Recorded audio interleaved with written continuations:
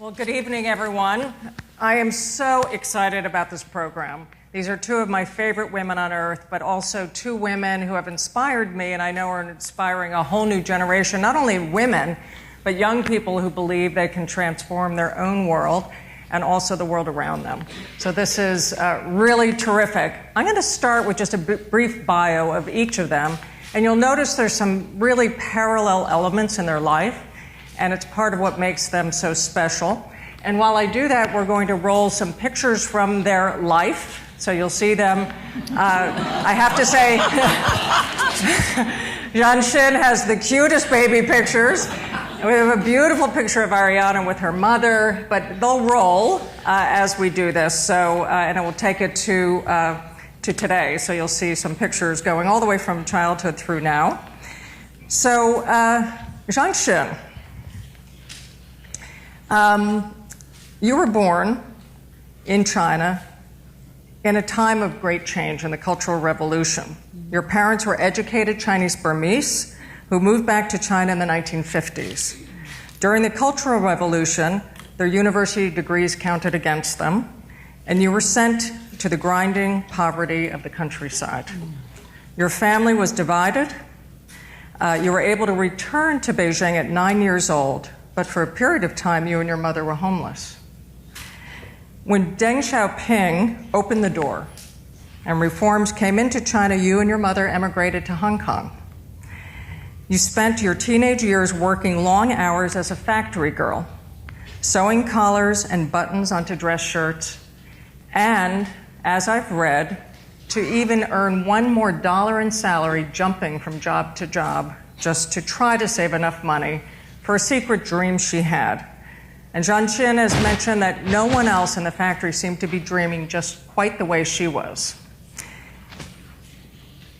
You saved enough money to get on a plane to London.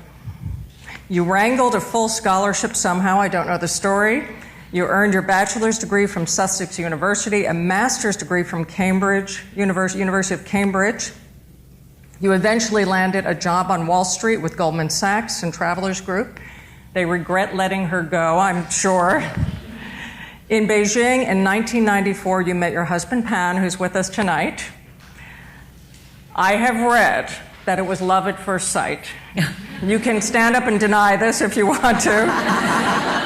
But proof of that may be that he proposed in 4 days. There might be another side to the story because I've also read that you accepted 3 days later. So, a few more days.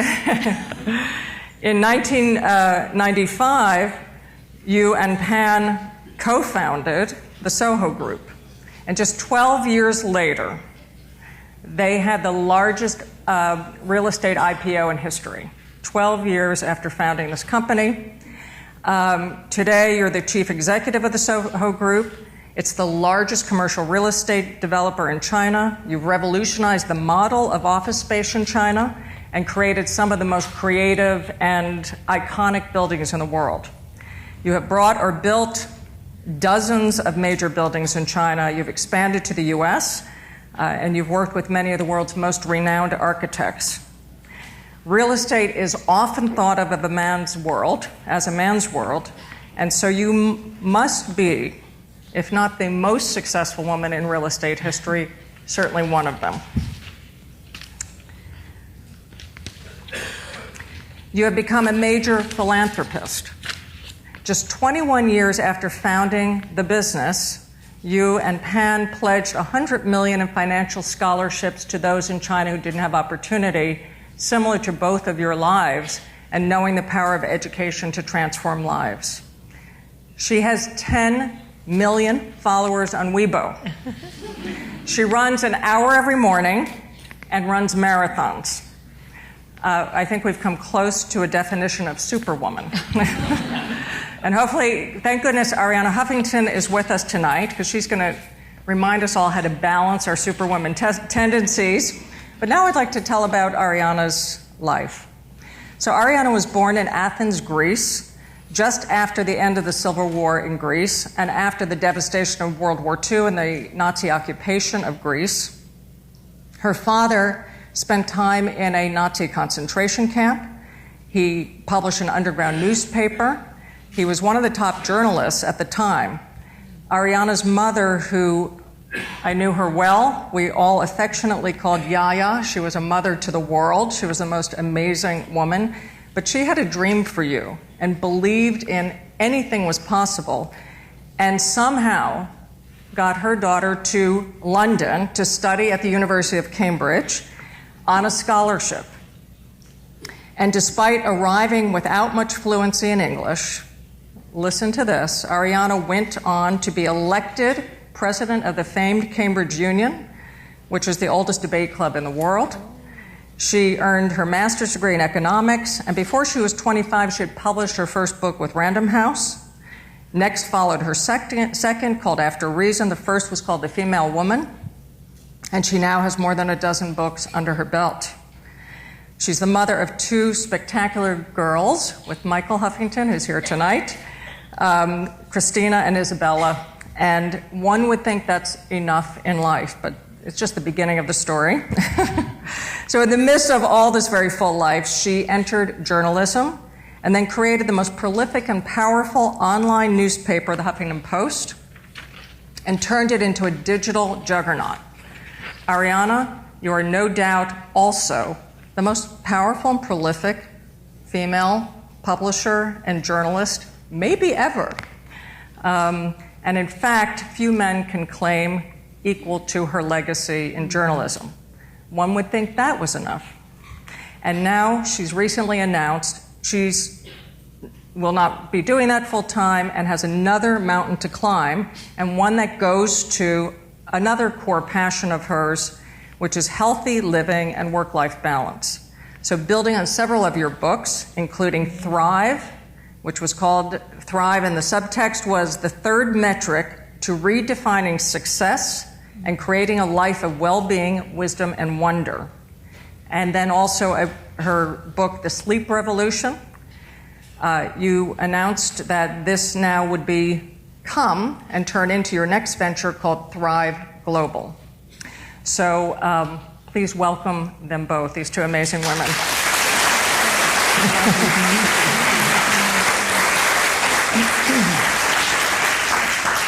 So I want to start asking both of you, there you were in lives where many others would be overwhelmed by the disadvantages, by feeling the odds were against them, but you were dreamers, and where did those dreams come from, and who supported you in them, and how did you fulfill that? So maybe... You start. Sheeran, maybe you could start. To start, I mean, in the early days when growing up in China during Cultural Revolution, all we wanted to do is to leave China. And I think that the day that Deng Xiaoping opened the door, that my parents, my mother who was born in Burma, was told that you can actually leave the country freely, so she went to Hong Kong. So those days, that's like the first dream is to go to a place that has a better material means, and that's the first thing. And I think it's survival, it's more survival instinct than anything else. I don't know, Arianna, what's your take on that? So I feel that for me, my mother was very instrumental because I was in Greece, as Josette said, we're living in a one-bedroom apartment, we didn't really have any money, and I saw a magazine, and in the magazine was a picture of Cambridge. And I said to my mother, I want to go there. And I didn't speak any English. We had no money, but my mother said, let's see how we can get you to Cambridge, while everybody else laughed at me. And in fact, I remember she sort of saved some money, and we went to London and took the train to Cambridge just to see Cambridge. It was a kind of modern visualization technique, because we didn't actually see anybody at Cambridge, we just saw Cambridge. And she found out how I could apply for my GCEs through the British Council. I learned English, and again, these are sort of the miracles of one's life. I got a scholarship to Cambridge, and I ended up at Cambridge. And then I loved the debating society. I loved debating. And I was a terrible debater. I mean, my accent was even stronger than it is now. My ex-husband, Michael, says it's because I never listen. It's even... We're good friends. After that? After that. And I got involved in debating, which really changed my life because it got me into writing. And perseverance, I think, is a big part of it, because kind of getting up and speaking and learning how to speak and being willing to fall on your face and fail along the way, I think that was the key. So both of you have talked about how education has been a turning point in your life. I think you've used those words exactly. And today there's a lot of debate, with new technology and opportunity. Should people even go to university? Is that the key? So if you're talking to a new generation in China who are with us tonight and across America, what is important about education, and is that the key? Or what is it if you want to change where you are in life and transport it to a different place or level of living? What I feel like, certainly in my case, education was the single most important game changer. Really transformed my life. If it wasn't because of the education, I would never have got to where I am. So today, I still believe that despite of all the economic developments and freedom and, great entrepreneurial freedom in China, the education still serves as the biggest, social mobility factor. Like this is one of the reasons why we have finally came to the decision to form the SOHO China Foundation to do the scholarship. Mm-hmm. Is because when now China with more money, I see more of affluent families like myself would send their children here or around the world to get the best education. But how about the people, the Zhang Xins of today? Do they get the money? Do they get the funding to go to get the education? And we still need those. So we decided that this is really the moment. We want to just give financial aid to the ones who in need of funding, but with a brilliant talent and ambition. And that's how we came to this decision. I think education is the key still. Look at you. There is no question that education, which means also continuing to learn throughout your life, is the key. And it can be a conventional education in a great university, but it can also be learning through Coursera or the Sal Khan Academy. Right. I think what is so wonderful now about modern technology is that it opens up the worlds of education. And the most important thing is to actually take those steps and continue learning and continue bringing that into everything you're doing. So I want to talk about the girl child. You have two girls, you have two boys, children, but you've talked about how there's a dichotomy in China, because in the countryside, some families don't even want a girl child, and yet you see more self-made women in China, I think you said, than anywhere else in the world. And I'd like to probe that a bit, but in looking at advising young women, do you think they're fighting against the odds, or do you think they have equal opportunity today, or how would you coach them on kind of moving ahead in life? I mean, in China, I see two sides of the society. You have the private sector, which is so young and so vibrant, and so many young companies, startups, and even like companies like us, in American terms, is still young, like 22 years, 20, 21 years. So because of the newness, because of the lack of a very rigid structure, that anybody with the entrepreneurial spirit is able to strive.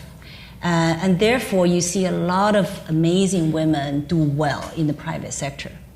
But you mentioned the countryside, and also in the public sector, in the state-owned, government-owned business, you see very rarely, just women do not get to the top as much as men. And I think that these two parts of China coexist. And then you see the city and the urban and the rural. Like in countryside, as we know, the statistics, many families don't want girls. And yet, in cities you see girls do so well in, education, academics, and business. So this is the reality of China, is you have both. But I think that if you just look at the bright side, the private side, really I travel around the world. I find China, if you want to be a businesswoman in China, you probably find it easier to be a businesswoman in China than in most other, countries in the world. Interesting. I think that's really a society in transition. So what is interesting is that you have multiple worlds and multiple views coexisting. And in a less dramatic way, it's happening here. I mean, you have women who are reaching great positions of power in politics, in business, maybe a woman president. But you also have women who often start their careers and then leave their careers. And I think this is partly a function of the kind of workplace, the way it's been designed, both in China, frankly, and here, which is kind of very much driven by burnout. And a lot of women have a harder time dealing with that. I mean, the science tells us that women in stressful jobs have a 40% greater risk of heart disease and a 60% greater risk of diabetes. So women process stress differently. We internalize it more. Women are more perfectionist, unfortunately. Any perfectionist women in the audience? Wendy, you didn't raise your hand. we really judge ourselves more. And I think part of what is going to change this discrepancy is institutional, but part of it is also what we are doing with the voice in our head that I call the obnoxious roommate living in my head. That puts us down, that questions us, that doubts us, that stops us from speaking out, from taking our seat at the table. And so I think it's a combination of all these factors. And I see it, this is our oldest daughter, Christina. I see it in my children.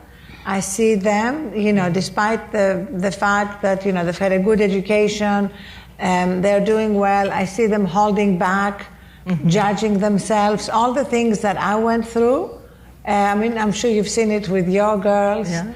And I feel changing that is going to be as important as changing the institutional barriers to make sure that women have parity in every profession. So I think we're moving into the zone of Thrive Global here. And you said you have a very big ambition, which is a cultural shift. What is the cultural shift that you're hoping to inspire? So the cultural shift that I'm very excited to help accelerate, I feel it's already happening, was born because of a combination of my own experience of collapsing from burnout and exhaustion, as you know, and hitting my head on the way down, breaking my cheekbone. Oh my God. And that started me on this journey in 2007 of looking at all the science, the new science that makes it unequivocally clear that we are living under a collective delusion, which is not scientifically based, that burning out is the only way to succeed. And in fact, all the new science shows very clearly that when we take care of ourselves, as they say on aeroplanes, when you put your own oxygen mask first, we are actually more productive and more effective, and this is actually a performance enhancer. There is no contradiction between the two. So what excites me and why I decided to devote the rest of my life to spreading that work through corporations as well as consumers directly is the fact that cultures often believe the wrong thing. We may wonder how come entire cultures, not just here, but in China, in Japan, all over Asia, Europe, believe something which is unscientific. Remember, people used to believe the earth is flat. And then they look through the telescope and they realize the Earth is round, and they change the laws of navigation. When they believed the Earth was flat, there were a lot of shipwrecks, a lot of people drowning. And I feel right now there are a lot of people drowning. I read the statistics about China, and stress is having huge implications, both on people's health, but also mental health. Millions of people suffering from stress-related mental health issues, depression, anxiety. And the same here in the States. We have 75% of healthcare conditions which are stress-related and preventable. I love the fact that athletes are kind of at the forefront. We have athletes now around the world who are talking about how prioritizing their own sleep and recharging makes them better on the court and in the field. And so I think that's going to help accelerate the culture shift because we have more role models of doing it differently. So in a moment, I'd love to hear what form Thrive will take and some ways that will express itself. But you look like you have no stress, so I want to explore this a bit. Remember, she's on a sabbatical. Yeah, so Shin is taking a sabbatical for a year at Harvard. That's amazing. Running an hour a day. I can't say I quite live up to this. I actually think that the running is really good at de-stressing. Yes. I find myself, the first thing in the morning is I wake up, I'm always up 6:30. By 7 o'clock, I'm out running in the park. And it just cleared my mind and, all the issues that I had and thinking through, after an hour running, I usually would find a solution. So by the time I sit down home, have a coffee, I'm ready to go. But you're also a great sleeper. I'm partly because maybe it's the running and just, I have no problem sleeping. I sleep. Is this true, Pen? He sleeps even better than me. That's a major gift, right? Yeah. Everybody here who can't sleep can say, without doubt, that's a major gift because you wake up recharged. So, is your work your passion, or is it separate from now the things you're very inspired about in your philanthropy or other areas? Is it an integrated life that you're living? I remember 20 years ago when I started the company with my husband, I had nothing else but only work. We didn't leave office until 11, 12, midnight. I did not know any other way of working, and I didn't take any holidays. I just work. And I think probably most of the entrepreneurs in their early stage of starting up had that experience. And then, of course, later when I became a mother, the children needed me, and I was always sharp at home for dinner. I would never go out. I work all day, very packed, and then by 7 o'clock, I'm leaving office. I'm going to be going home to have dinner with my children. But now I feel like, my children are gone. They're in boarding school. And the work that I used to do 12 hours is so established that I don't need to be doing it every second. I still really love going to construction site, talking to the architects and thinking about what to build and how to build. But also part of me thinking, what are the things I can do? And another thing I really now love to do is to enjoy working with younger generation people and, seeing the students, meeting the SOHO China scholars in 2 weeks' time at Harvard. Just very, really satisfying to see how young students are doing great. And, they all want to ask me some advice and say, do you give me some advice on my career choices? I love doing that. They all want to follow in your footsteps. I think that's actually wonderful. I feel that not enough people recognize the moment to do something else. It shows that you've been amazing at that. You've had 12 careers. Yes. And I think that's really exciting. I think often people become trapped by their success. And they feel they can't give it up. I know I went through that, when I was so drawn to launch this new company. I felt that's where my heart was, that's where my passion was. But then I felt, can I abandon the Huffington Post, which is like my third baby? But what you said, that a company reaches a point where if you've been a good leader, can function perfectly well without you being there 100% of the time. Better without me. Sometimes better without you. And I think recognizing that is a great moment to see what else are you driven to create. And so I think it's sort of a great message. I know that when I basically took a deep breath and jumped, it was really exhilarating. I felt that sense of something liberating. I'm ready for the next adventure. And I had a lot of friends of mine calling and emailing, feeling kind of encouraged to do something similar. So I love the way we can encourage each other to really follow our dreams at any age. One thing that inspires me about both of you is your focus on helping others. And you've talked about it's woven into everything you're talking about. When Arianna and I first became friends in the early 90s, we went, in fact, you brought me along, and we stuffed baskets for Thanksgiving for poor families and delivered them through the neighborhoods, and we had our children out there, and there's kind of instilling values in the next generation. I do want to note the Huffington family is so philanthropical, and Roy Huffington was one of the first chairmen of Asia Society and really helped create this institution. It's building bridges of understanding between the U.S. and China. In fact, our rehearsal dinner, the night before our wedding, was here at the Asia Society. Just, so wonderful history, and now you're bringing a new tradition. And you said in a recent interview that you felt 2014 was a turning point in philanthropy for China. And you pointed to the chairman of Asia Society, Ronnie Chan's gift to Harvard School of Public Health of $350 million.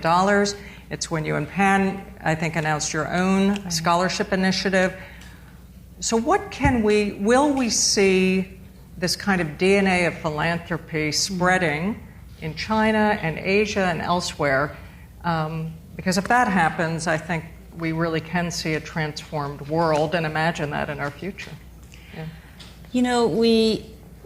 Everybody is philanthropic at heart, and it's just whether we are aware of the moment that we can do more. I mean, as small as helping someone over a few hours a day, that's philanthropic. That's just so I think we all have this sense of helpfulness and so when we decided to do the scholarship, there are a few people who were very instrumental in shaping our ideas. One of the many people was actually your chair now is Steve Schwartzman, because I remember Steve and I were at Davos one year, and he was saying, "Oh, I'm doing this Schwartzman College in Tsinghua. Would you like to, become a donor to this?" And I asked him, I said, "Oh, actually, I'm just thinking about doing a SOHO China scholarship myself." And he said, "Okay, it doesn't matter if you don't want to give money to me, but whatever you do, I want to tell you that you should do it big, and think about, because when you do it big, you will really become a magnet. You can attract other people to come in your way." So actually, I took it to my heart. I went back home and I discussed with my husband. I said, we should think about this bigger, not just little by little. Well, how about if we put $100 million, and then we can think about, how many hundreds and thousands of Chinese students can actually come and get the best education. So that's how we began this. Now, I think that we are one of the many, many in China doing it. You're seeing this is really the moment when China, before we didn't have money. Remember, when I growing up, no one had any money. My mother was earning 65 yuan per month, and so did my father. And they did that for their life. There was that's like what? That's like $10 a month. But the last 30 years with the economic reforms and the growth, there are people like us in the position to monetarily help more. And I think that this is just the beginning of will be a lot of people doing it. And in China, you're seeing a lot of people doing it. Probably not everyone is coming here to do it. And Ronnie, of course, happens to be the one who's done a lot here. Right. But you're really seeing a generation of a Chinese philanthropists coming up now. And Arianna, you've been using the word compassion from as long as I can remember. Tell me a bit about how that drives your life. So before I answer that question, I have to say that I have the pleasure of watching your husband watch you. And I wish there was a camera on him, because he's watching you speak with so much pride and love after 21, is it, or 22 years? Yes, 20. We got married 94. 22 years. So it's wonderful to see. So I find, and that's really one of the messages of Thrive, that to have a complete life, you have to go beyond the first two metrics of success. The first two metrics of success in any society are money and power / status. But this is like trying to sit on a two-legged stool. Sooner or later you fall off without the third leg of the stool, which for me includes your well-being and health. Without that, life loses a lot. Wisdom, how do you connect with your deeper wisdom? Wonder, the wonder at the mystery of life, the joy that we can draw from life. And giving. I think giving is a very essential part of a full life. And we all can find different ways to give. It doesn't always have to be money. And it doesn't always even have to be time. Very often it's just giving of ourselves in connections which otherwise would be impersonal. The cleaning crew in your office, the barista in the coffee shop, making these personal connections. For me, I've created a foundation to support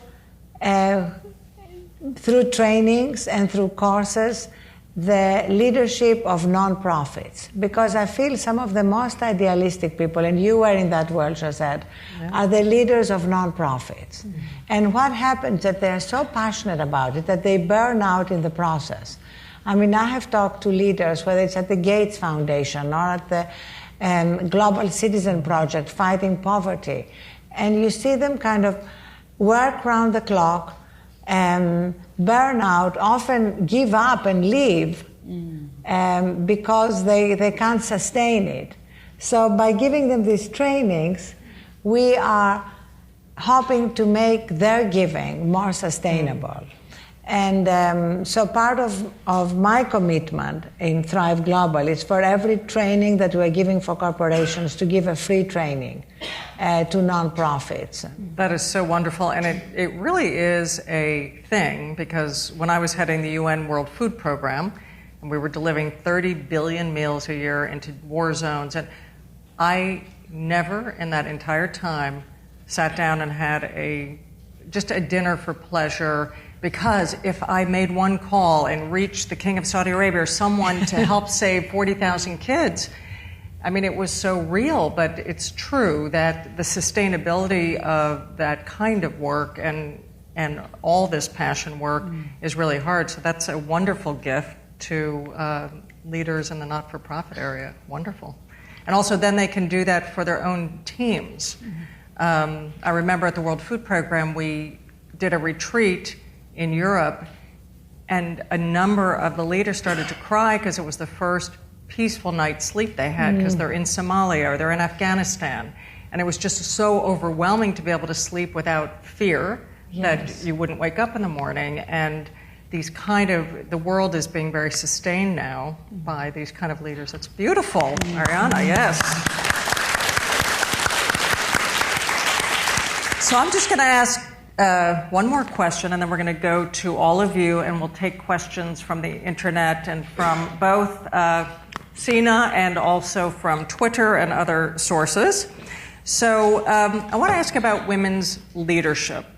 And I think we see now the first woman candidate for president, and it's always a struggle to figure out, as women break new ground, what is the expression of women's leadership and power and people's comfort levels with it, And so you've been in media. This is really, you're both in men's worlds. Do you find it's a challenge to bring a different perspective into leadership and to raise some of the issues that you've raised? I find, being a woman in the leadership position naturally bring out a different part, different side. Because, take, for example, I'm a real estate developer. I run the company in a very male-dominated world, right? But what I brought to I have a very different sensitivity to beauty. Mm-hmm. So in the buildings that we build, first thing I was always looking at is it going to be a beautiful building? Is it going to be a long-lasting beauty? Because at a very early stage of our development, I realized these buildings are going to outlive us. Because these buildings are going to be there for 100 years, 200 years, and we don't live that long. So then I was always thinking, and then when you look around the buildings, right? Like today, when we go around to visit different cities, and what do? Mostly we visit old historical architecture. Mm-hmm. Like China, you go to the Great Wall. Great Wall was built for defense. No longer we needed the defense through a wall. Maybe still some country does, but not in China anymore.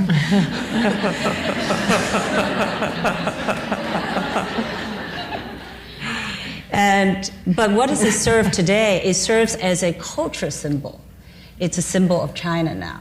So earlier in my career, I realized this is a very special character of buildings. So I was able to work with global talents around the world, like people like another female architect, the late Zaha Hadid. We worked 13 years together. Now that I think I attribute that to a woman's sensitivity in a real estate leadership position. Now, perhaps it could be men, but I happen to be a woman. I happen to be the one who pays a lot of attention to that. So that's what I see it. And Arianna, you must have a lot of... Yes, I also see a difference in leadership. And I think that right now, a lot of the qualities that traditionally go with female leadership are very needed. I think one of them is being really able to build teams. To move into collaboration. I think collaboration is becoming an increasingly important function of leadership in our century. And of course, we're using generalizations, but I think there is value in them. Emotional intelligence is an incredibly important part of leadership. Jeff Weiner calls it compassionate management. Being able to empathize, being able to be sensitive to what is happening around you. And also, my favorite leader in the world, the man, it's actually a man, because there weren't many women leaders at that time. He was the Emperor of Rome, Marcus Aurelius. And he faced everything during his time, invasions, plagues, everything. But he also was a Stoic philosopher, and that's why I admire him, because he demonstrates for me the ultimate leadership, to be able to remain imperturbable, in the eye of the hurricane, no matter what happens, to be able to take it in your stride, to be able to address it. And for me, that's a function of judgment and not of stamina. And I think in the last debate, we saw the delusion, the delusion of our culture, that it's about stamina. It's about, are you on 24/7? Are you able to answer texts and emails instantly? But what the country is missing is wisdom. And I think women have a tremendous capacity to bring that. It's the most important function of leadership. It means, being able to see the icebergs before they hit the Titanic. And while we are drowning in data and we are starved for wisdom, I think women have an incredible opportunity to help come to the forefront and provide it. Ooh.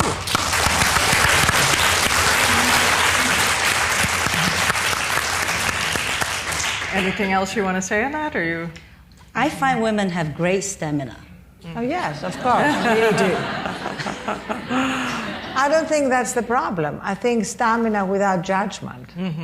Which means you can do more harm. Stamina for stamina's sake, yes. Okay, so please identify yourself if you'd like to ask a question. Can I see everyone who wants to jump in on this? Okay, we're going to start with one from the audience, maybe this young woman here, and then we're going to take some from over Twitter and Sina. Thank you. Hello? You hear me? Yeah. Hi, Jin Tan with Sina News. Thanks for coming. I hope that's not an endorsement you guys are making there of the stamina. My question is about female leadership too. Since Hillary is in the spotlight right now, and her unfavorable rate is pretty high. And as a beloved female leaders like three of you, why do you think that is, and how would you instruct her and give her some advice? Thank you. Anything you want to say?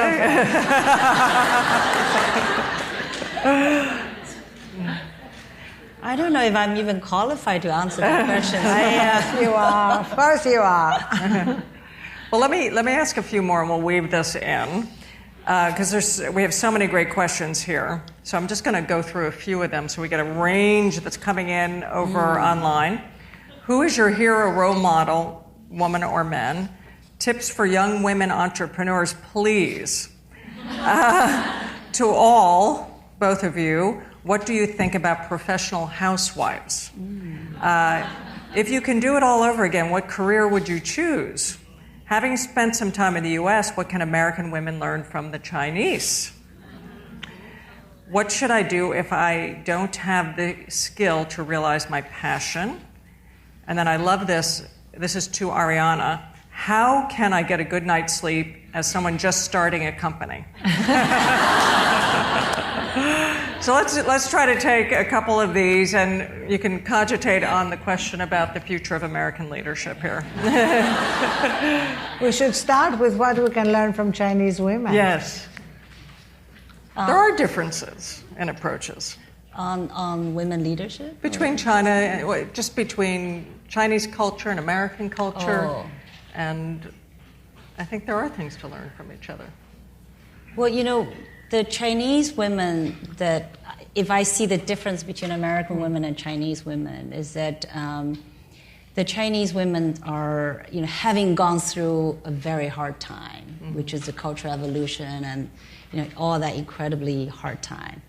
And women tend to be the one who took on a lot. You know, usually in China, women are the ones, what we call 上有老,下有小. That above us, we have the parents to look after, and under us are our children. Yeah. So it's usually the woman who really connects both sides. I mean, the two generations. It feels like a lot of pressure. There's a lot of pressure. So I feel like, you know, Chinese women are really resilient. That is one character I always, you know, see in amazing Chinese women of all walks.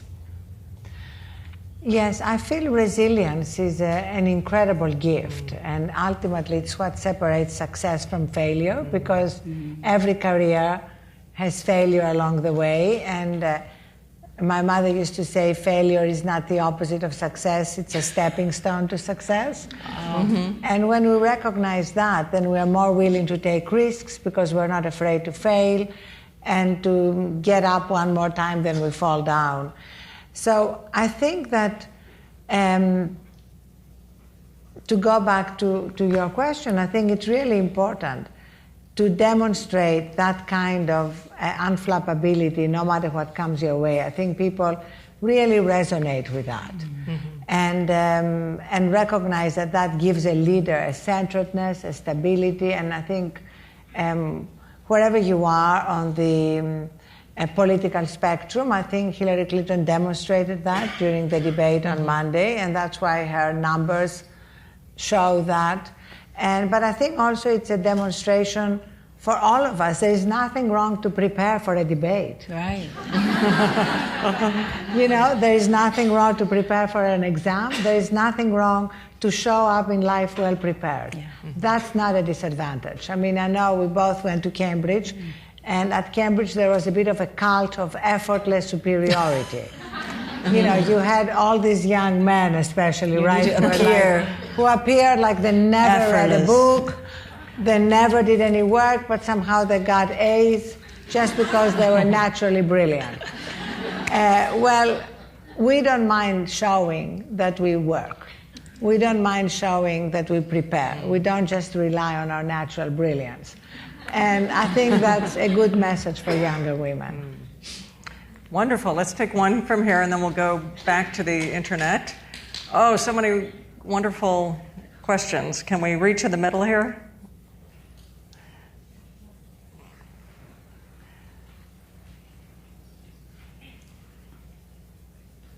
And introduce yourself. Yes. My name is Alexi Lazaridis. My question is for Arianna. That sounds a very Greek name. Ne, ime, Lenida. We're going to do this in Greek, okay? Thanks, Edo. I guess in English. My question is, what advice do you give for young female millennial journalists as the industry has changed so much in the past 10 years for those of us just now starting off? So the industry is changing, but there are also huge opportunities because now, in a sense, you don't even have to be hired to be able to be heard. So you can start a blog, and the blog, if it's good, will be distributed everywhere. Everybody's looking for great content, and so it's a great opportunity to shine if you develop your skill. What I love about journalism is that you can always get better at it. I mean, if I look at my first book, I can't bear to think of the writing. You know, it's definitely not the kind of writing that I want to read right now. You know, I learned a lot since my first book, which was published when I was 23.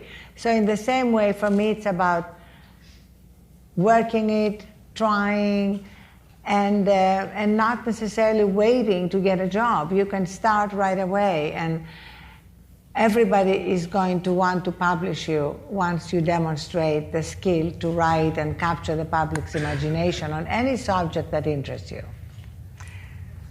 So I'm going to take a couple questions on this side in a row because we have so many people that want to ask. There's one here and then one up about 5 rows. Hi, I'm Ming-Xin Jin from Vesta. My question is for Ms. Zhang. As you mentioned the beauty of the building, right? And I know that the SOHO buildings are so awesome in China, and they look so good. And to some extent, they are the masterpiece of the architect. They are very unique.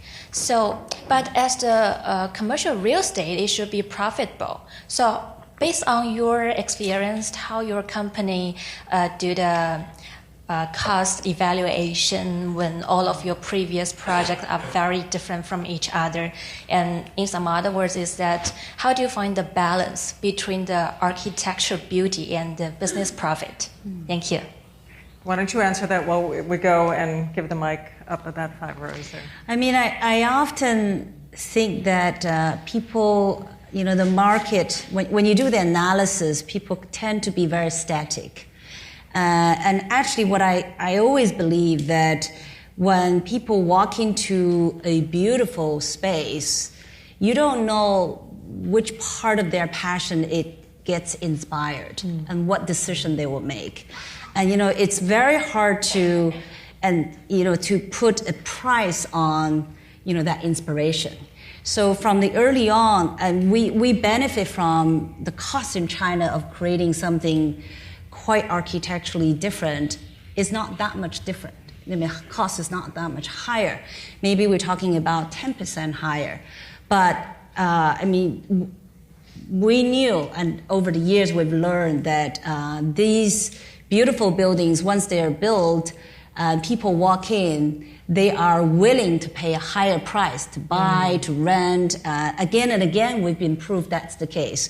So later, it became my style of working with the architects is to say, look, I know you are able to produce something, design something really amazing, and I'm not interested in what you have done. What I want you to do is something you haven't done. and come to think about, this is your moment to exercise your imagination. What can you do? Because I know that, we all know, our team know that, with that imagination, it just provokes and inspires a new desire, a new passion. And that is the commercial calculation. Mm-hmm. Who's your favorite architect of all time? Are you a Gaudi fan? I'm a Zaha Hadid fan. Oh, okay. So who has the mic up there?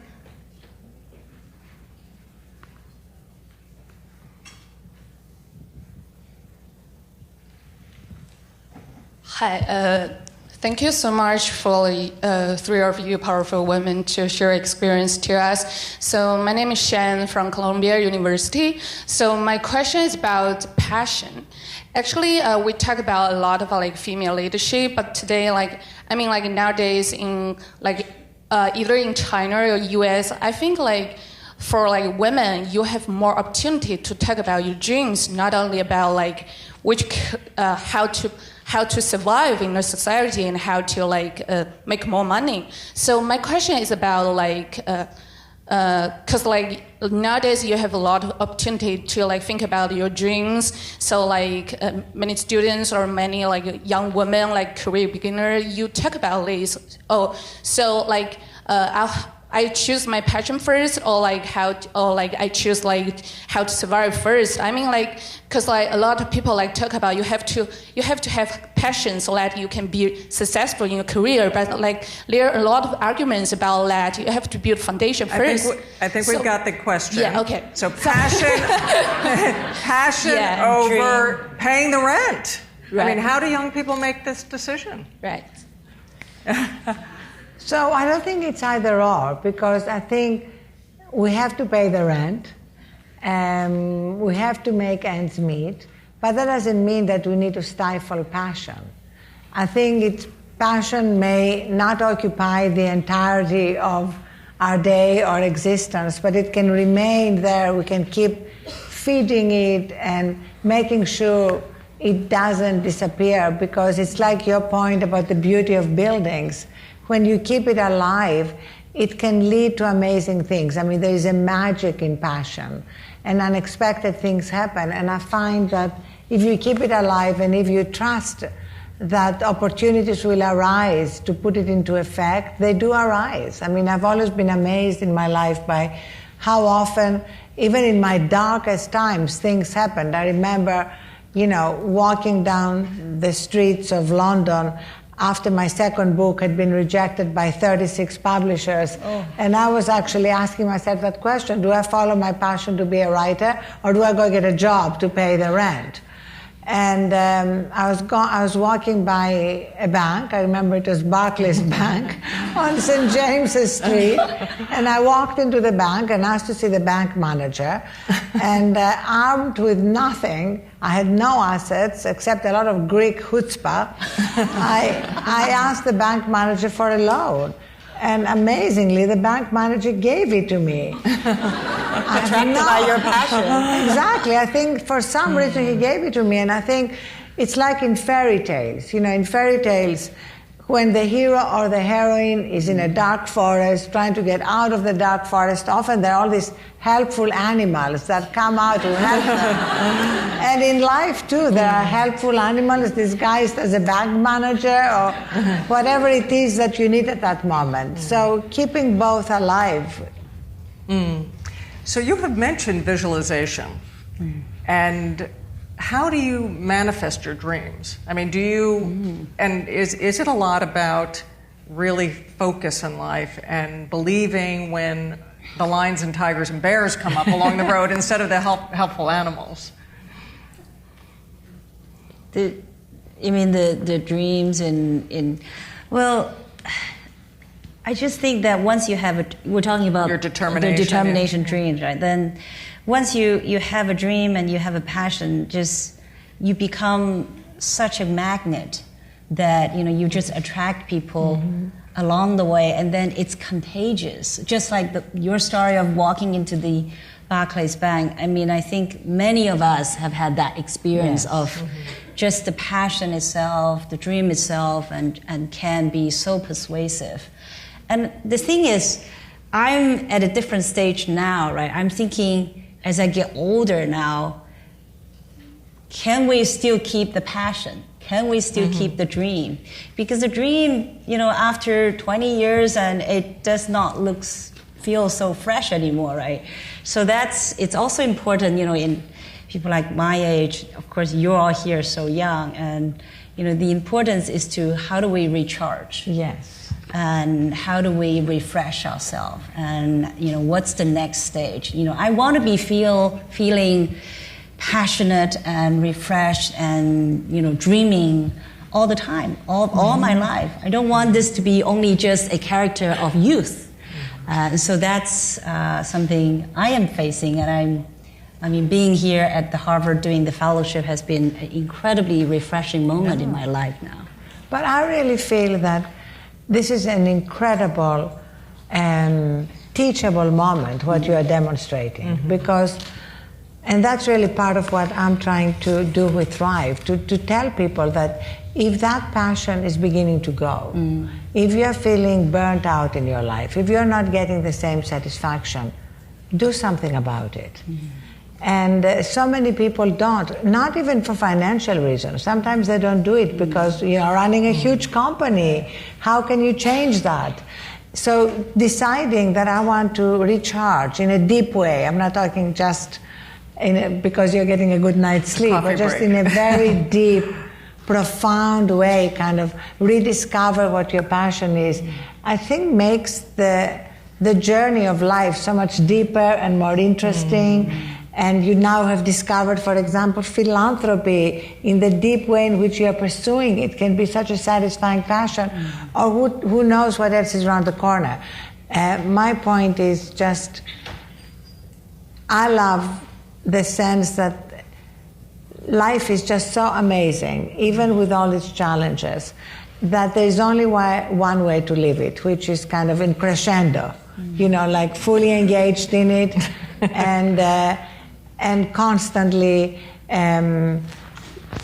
finding the joy in what we're doing despite the obstacles. I love, my favorite quote that I have by my bed is from Rumi, the Persian poet, who said, "Live life as though everything is rigged in your favor." Nice. That's great. So you only get one sentence answer to these because I just have so many questions, and I want to get one more from the audience, and then I have a final one. Okay, and you each get to take a few of these. So I know who this is directed at. How many days should I make him wait after he proposes? A quick answer. But if you like him, no time, no days.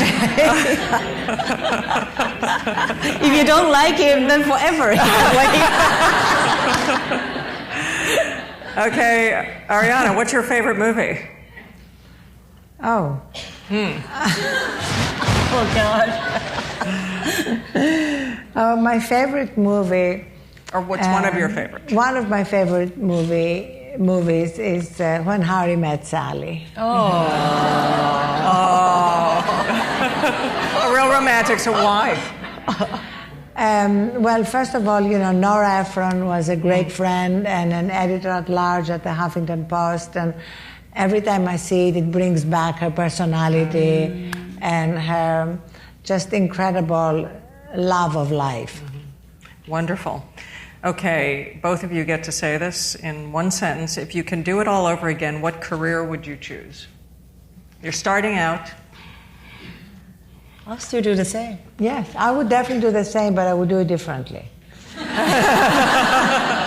I would tell my 20-something self, stop worrying and get more sleep. Nice. What do you think about professional housewives? What does that mean?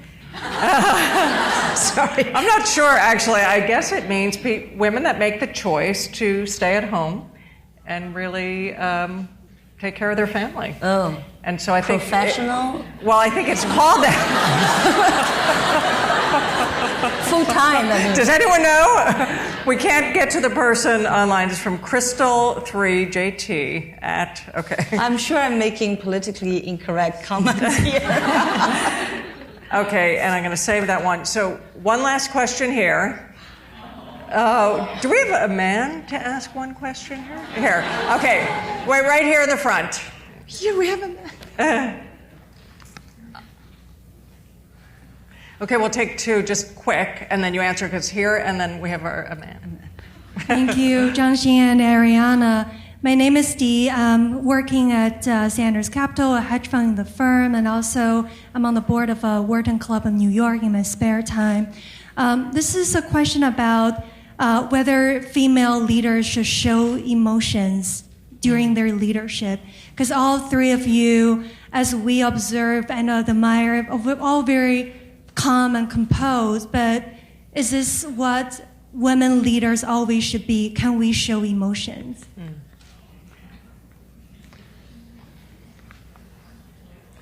And we're going to take one here, quick. Thank you. Thank you very much for the gender equality.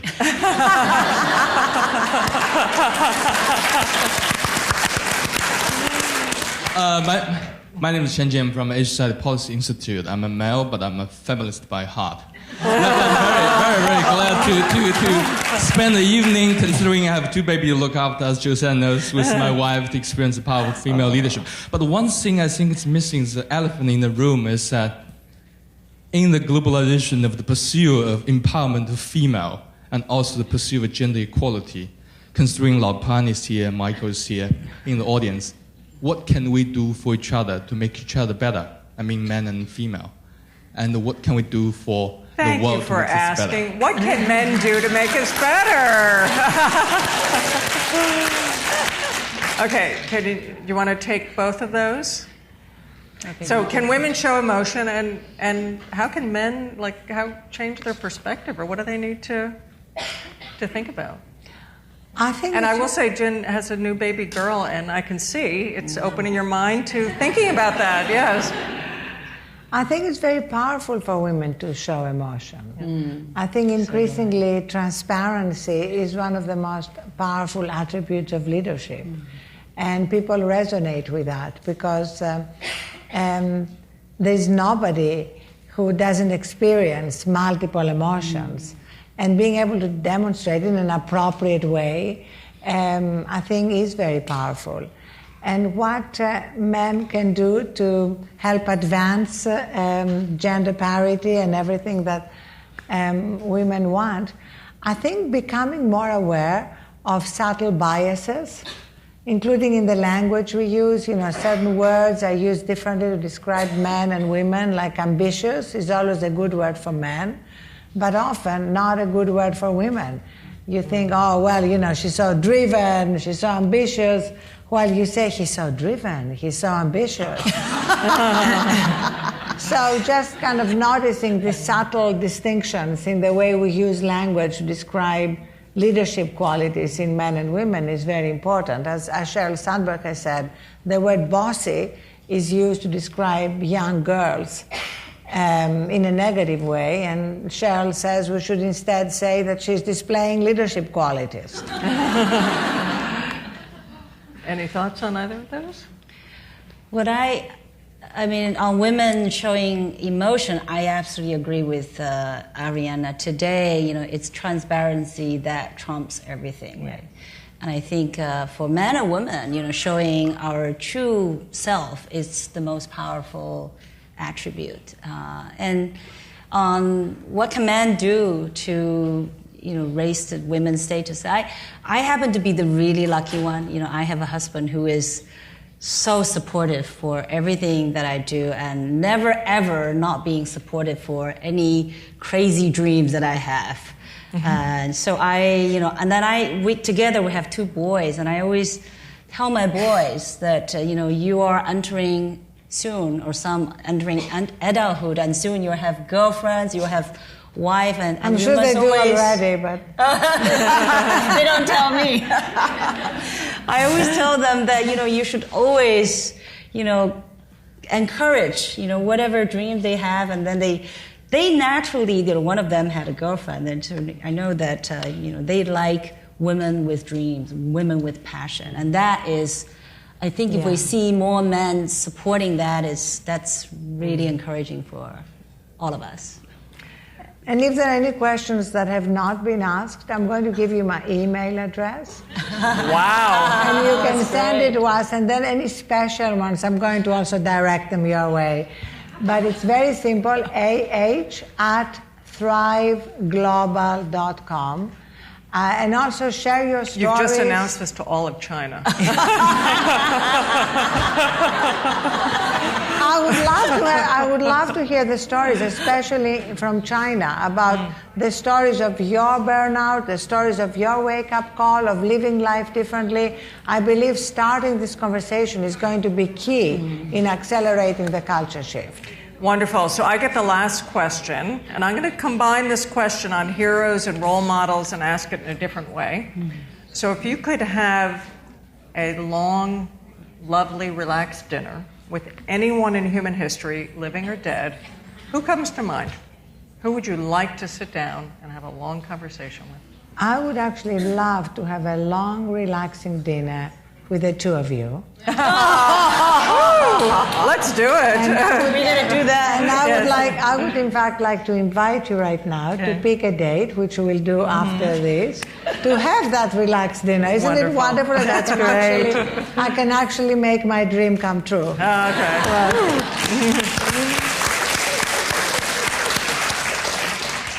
Well, last week, my dream came true. I came here, and I saw my hero, Aung San Suu Kyi. So we had the relaxing dinner with her. And I think that was really, she was my all-time hero and heroine. It was amazing for me to watch her, especially, she was here on the stage. And this is somebody who spent 20 years under house arrest and able to speak with such a gentle demeanor and, full of hopes and a great sense of humor. In the same time, we could tell that she is so principled, wasn't going to give in an inch.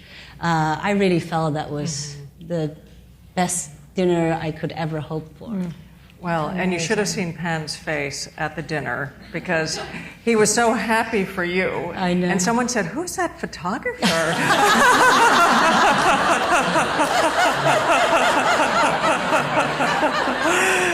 But he wanted so much to capture the moment, and it was a beautiful moment when you met. Yeah. So, okay. So I love those ideas, and maybe we can do it again with Aung San Suu Kyi, and we will set up our dinner. So I want to thank all of you, and please thank these two amazing women.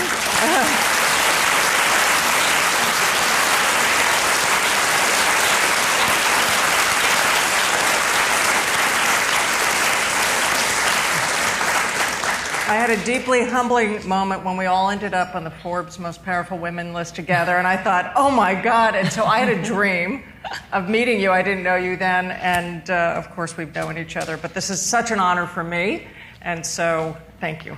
Thank you.